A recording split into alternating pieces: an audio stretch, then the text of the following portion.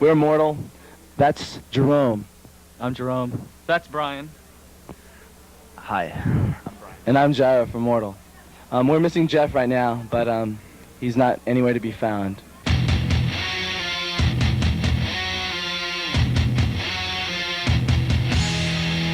We started out as Mortal Wish, Jerome and myself, and two other guys, right, Jerome?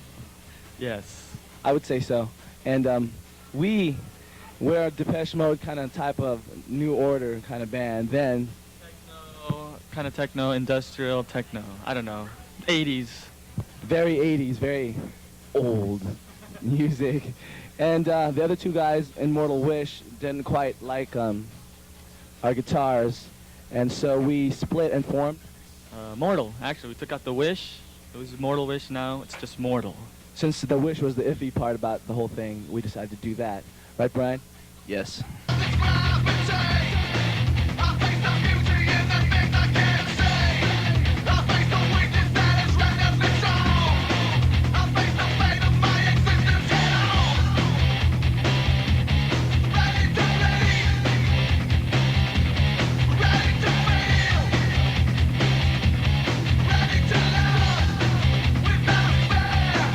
The first album was a great album, but the guitar sounds left something to be desired. I'm not a guitar player, though. But I did play guitars once on tour. Jerome did play some guitars. Jerome has played everything in this band. He has played keyboards, he has played bass, he has played guitar, he has sung a few. He's done some lead singing. Did I say he has sung? Now he's playing drums, and then who knows what the future may hold. Yeah, well, actually, who knows what the future may hold for Jeff. Maybe he'll be the new lead singer, and I'll translate into the roadie or something like that.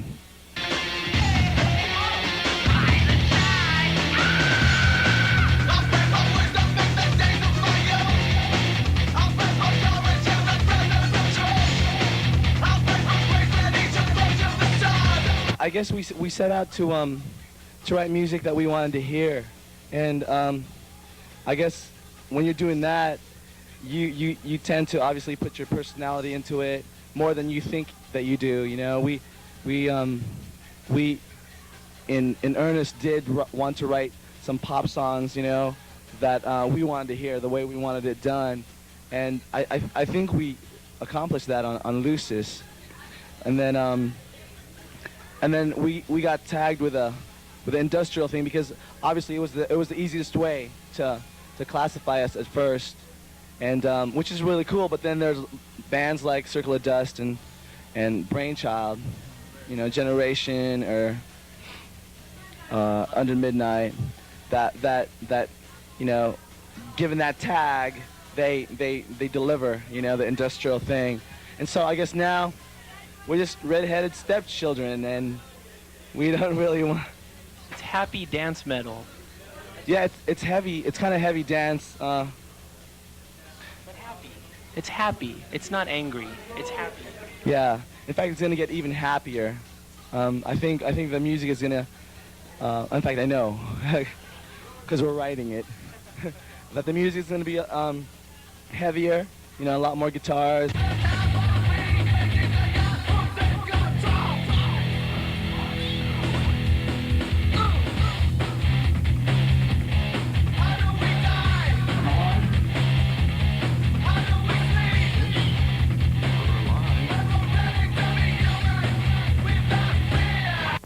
And if you're a musician and the Lord calls you to be an artist, you know, where the art doesn't fail, you know, why not bring in, you know, your whole battery, your whole life into your art and talk about the things that mean to you the most. I mean, if it was, you know, drugs or whatever that my life was centered upon and I talked about it all the time, then it'd come out in my music, you know, just like anything in your life, just like anything that anchors you to you know, survival.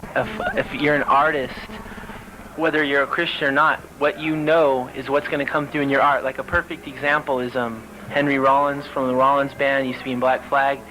He has seen like lots of pain in his life, and when you listen to his records or you read his books, that's what he talks about, is like dealing with pain, the pain he's gone through, and it just permeates his work.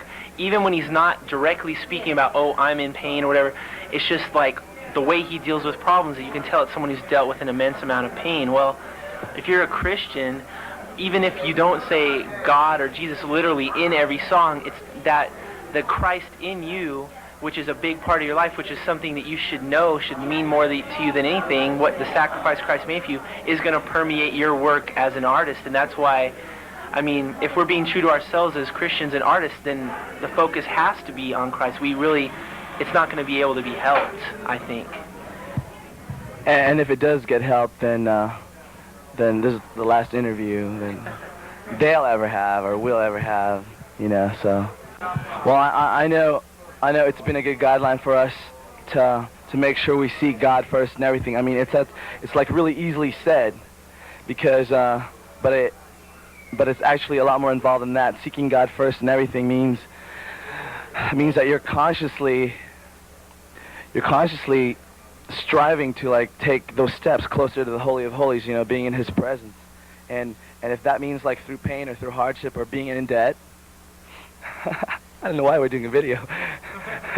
But if it means success, you know, if it means people liking your stuff, it means going down in flames as a band or disbanding or whatever, if that is another step towards, you know, being face to face with God, then I think that's seeking God first, you know, and He promises that He, everything else, whatever that is, that includes everything. That's like so universal, like everything else that's happening in your life, you know, every little thing that you've given to Him, obviously, He's going to give back to you, and all His grace and His love is just going to be added unto you.